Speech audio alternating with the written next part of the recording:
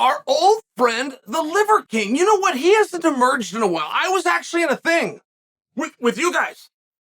Made a piece on the Liver King right when he was done because I was interested in the experiment from a PR standpoint. How's this going to go? And I had so many people tell me he's done. He'll never be back. His entire thing was the ancestral and the honesty with the crowd and getting them to do it, and he lied. The whole thing's done.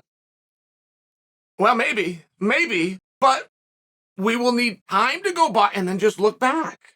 Is he, in fact, done? I thought it was an interesting experiment from the standpoint. I just remind you guys what I said. The character apologized, right? I believe his name's Brian Johnson. He plays the Liver King. When he apologized, he was still in character. He's got the shirt off. He's got the horns, whatever, but he was still the character. So that was very fascinating, at least for me. And I thought, I need a little bit of time to go by so I can look back and see how he's doing. Now, Liver King decided that he was going to go natural. And, you got to understand, you can't really get out of a lie. Like a human being that tries to come clean can still only come so clean. And it won't be all the way. And boy, they're trying. I mean, he was trying. He was going in the Pierce Morgans, and he got a neat little media tour. I mean, he forked over some money to a pretty good PR agency. But one of the big things is earning back the public's trust was he was going to go straight. And again, from a PR standpoint, I hadn't seen that before. I can go back to when Hulk Hogan got jammed up. But he didn't then go straight, right? He apologized for the info he gave you, and he went right back on with his life. Faraz actually brought him up. Faraz was talking about Conor McGregor. And Faraz is pretty open. Look, Conor's on steroids. He even made a comparison to the Liver King. And where Liver King is on my mind. And this gets to be a little bit annoying, and I don't like to be the annoying guy. I really don't, because I don't like when people do it to me. It just happens. This is a very unique speak. It's a very unique language.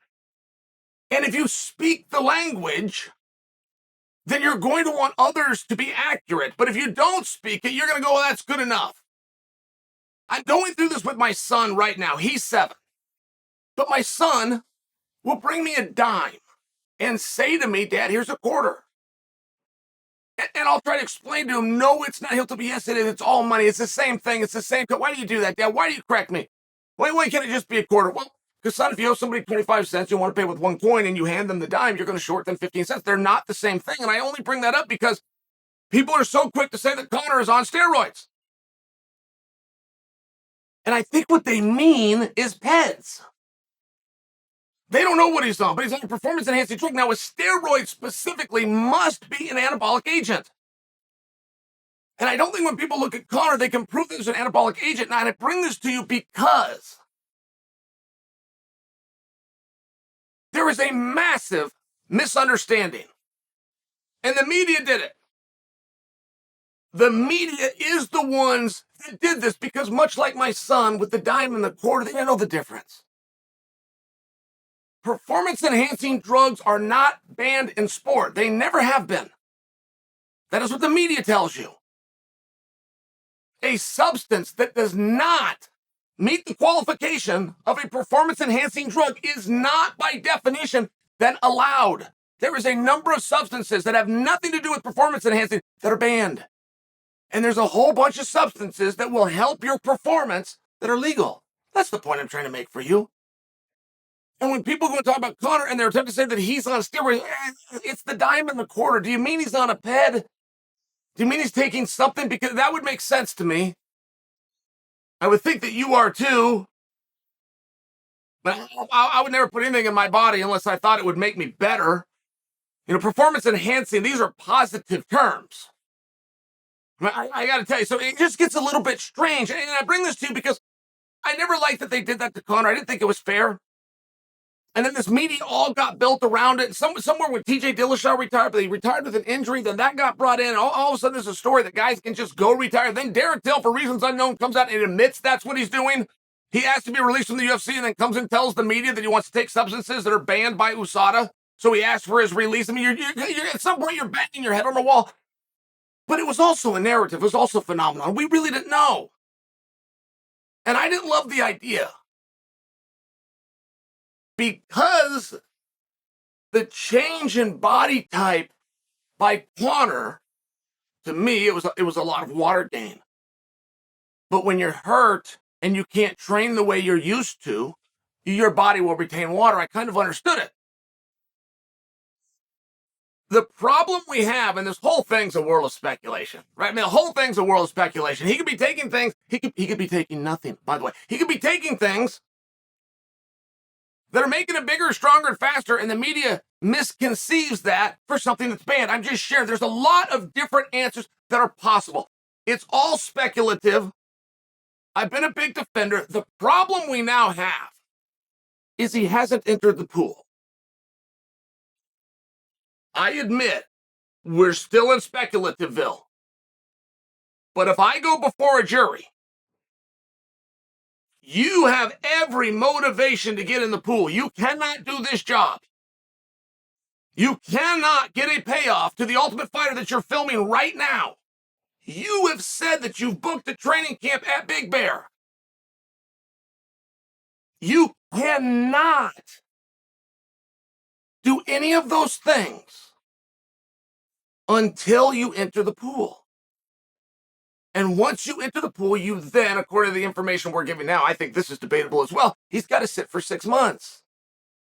I share for you, there would be every motivation and incentive to enter the pool. And when you're laying low, when you're off doing Roadhouse, when you're in Ireland, when you're sending out pictures on the yacht, there is plenty of wiggle room for I'm busy.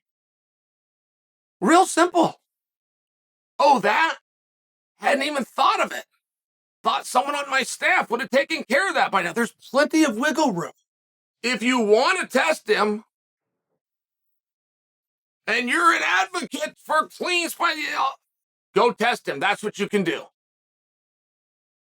These boots on the ground in Nevada. State of Nevada can walk right up and test him and know, contrary to arguments that get made all of the time, you do not have to be licensed. That should never hold up in court, but shockingly it has. Go ask Wanderlei Silva about that. No license, doesn't know the guy. He wants him to present his manhood and pee in a cup, and Wanderlei said no. That makes sense. What Wanderlei did make sense. 4 years. Never tested positive for anything. And they sat him for 4 years, and he wasn't even licensed. I'm just sharing for you.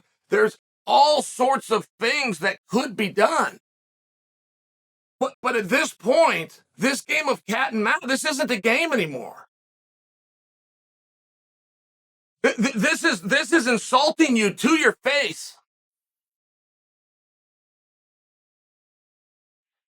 Conor has challenged USADA in the media. Said of the equation here that's needed between me and you, you're not it. Conor's right. Now legally, that's not going to work. They got contract. They got a boxed in there. But I love that Conor picked this fight. Now they're going to be upset. Now they're going to be pissed off. They could show up right now. He's not a compound. He's not a private property. He's not his gym with a ring that he'd go hide under like Jon Jones. He's boots on the ground in the state. There's the fight capital of Earth. All they got to do is walk up to him. And if he tries the whole, I have not entered the pool, no problem. It's not going to work. And it has a precedence of that. I'll remind you. I won't remind you. Guy's a good friend of mine. I'm not going to remind you of it. But this has been tested, and it's been tested recently. Guys who have left the pool. There's no difference if you didn't enter the pool or you left it 3 days ago and USADA didn't know and they came out and tested you.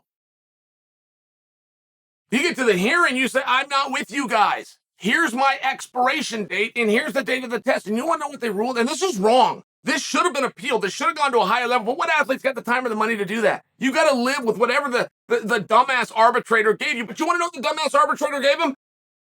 So we agree. It's right there in black and white. They should not have tested you. And you were not in this pool. However, the test does exist. And there's a banned substance. And we've got to act on that. And they did. So I share for you, I don't love the idea of throwing out a word like steroids when you don't know. It is a pejorative. Steroid is not a positive word, and it's not meant to be, and you know that. But you don't actually even mean steroid. It's a quarter and a dime. You don't know the difference. You didn't know until I told you 20 minutes ago that a steroid's got to be an anabolic to fall into that category. You didn't know that. You didn't know that you could take a number of substances that will help your performance that are allowed. It's very confusing. It's a very confusing set of rules. It comes back to the Demetrius Johnson rule. I have no idea what the rules are, and therefore, the only thing I put in my body is food and water. And it kept Demetrius safe and fine. But as big of a defender as I have been for Conor McGregor, he's boots on the ground. He's taunting them. He's not entering the pool. It's not because he forgot to do it. It's not because he doesn't have time. It's not because his idea in mind isn't on fighting. So why is it? Right? You're going to have to ask yourself, so why is it? Oh, and by the way, walk up to him and do the test. And when he brings his lawyers in and he tells you you didn't have the right, point to the precedents, which has been set time and time again, or don't. I'm actually okay with that too.